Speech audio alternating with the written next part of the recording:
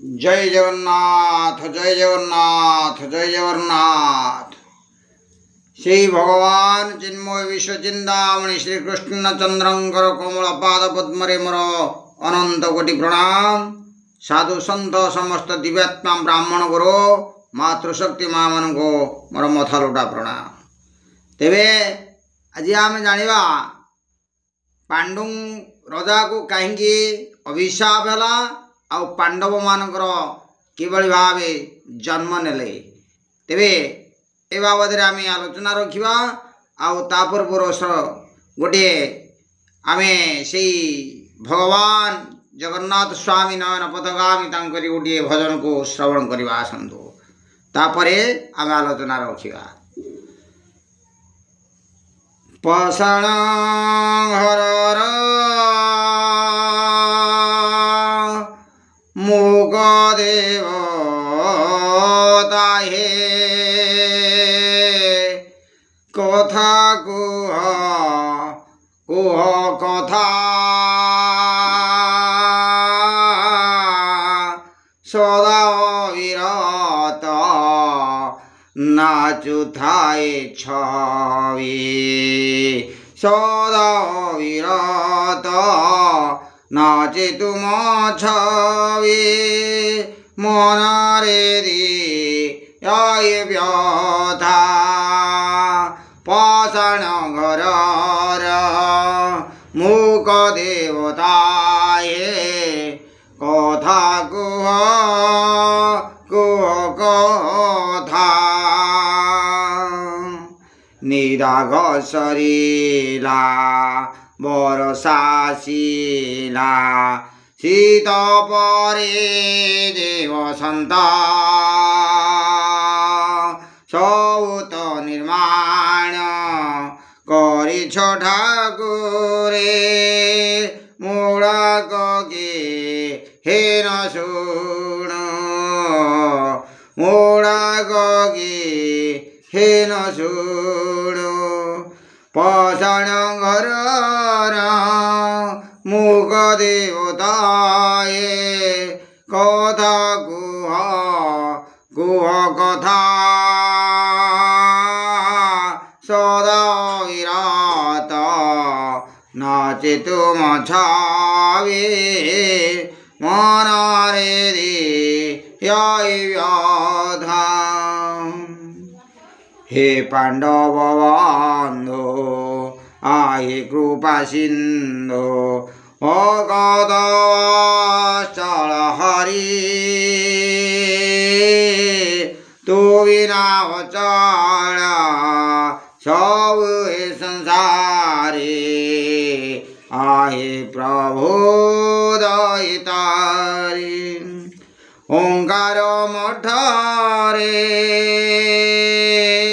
नाम भजन रे ओंकार मठरे नाम भजन रे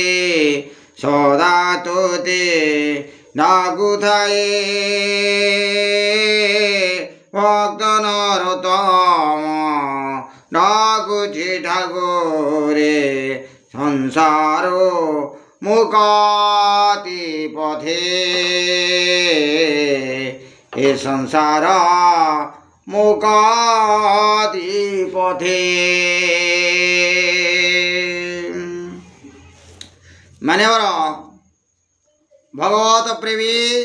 दर्शक मंडली तेबे आज आम जानिबा अभिषिक्त पांडु आ पांडव मानकर जन्म। महाराज पांडु बहु राज्य जग करे दिग्विजयी राजा रूपे घोषणा हो गले। तेबे चतुर्दिगरे कुरु राज्य विस्तारित है आ कुरु राजकोष मणिमुक्ता प्रवाल सुवर्ण आदि विभिन्न रत्न द्वारा वृद्धि लाभ कला। बहु राज्य जग करी पांडु जो मूल्यवान उपहार पाइथिले से ताहा आज्ञा भीष्म को दान कर देथिले। तेबे या परे से भीष्मंक अनुमति नहीं तांको दुई रानी सहित अरण्य को शिकार करने को गले। देखिले गोटे आज्ञा मृग आ मृगुणी दुई जनकर संगम चली तेबे से मृग किए ना से मृग जड़े ऋषि थिला से मृगुणी रूप से जंगल रे बुले एवं मृगुणी रूप से मृग रूप को धारण कर मृगुणी सहित जे तांकर केली चली एतिकी बेले जे पांडु राजा कौन कले ना शराघात करी तार जीवन को नहीं थिले सेठी मृग आ मृगुणी अभिशाप देइथिले जे आमर अति संगम बेले तो जमी शराघात करिछो सेमिति ठीक से परी तोर रति संगम बेले उपरो शून्य वज्रसर पड़िबो तो मृत्युवरण करिबो से कथा को मन रखे दिने पांडु राजा दिने यही कथा को कहले कुंती की कुंती तुम्हें कि जे विकल्प व्यवस्था करो ये संसार को रखिबा पाई मो द्वारा असंभव कारण मो मृग आ मृगुणी ठारू एइभଳି अभिशाप पाइछि तेणु कुंती स्वामींकर प्रस्ताव को मध्य ग्रहण करी तेबे से तांको स्वामींक निकटे कहिले मो अविवाहित बेले दुर्वासा मुनिंकर बहु सेवा कला परे दुर्वासा मुनि मते एक मंत्रमाला देकी जाइछन्ति आओ से माला द्वारा मो जेकोसी देवता मानू डाकिबी से माने आसिकी मो निकटरे पहुँचे एवं तांको द्वारा मो पुत्र जन्म करिपारिबी ए कथा को जते बेले पंडु राजा पाखरे कहिसंती पंडु बहुत आनंदित होइचंती तेबे जे कुंते तांको पूर्व अविवाहित बेले कर्ण को जन्म देइथिले ता परे धर्म को डाकी धर्म आसी महाज्ञानी धर्मराज युधिष्ठिर जन्म नहीं तापरे पवन को भी मध्य डाकी भीम जन्म नहीं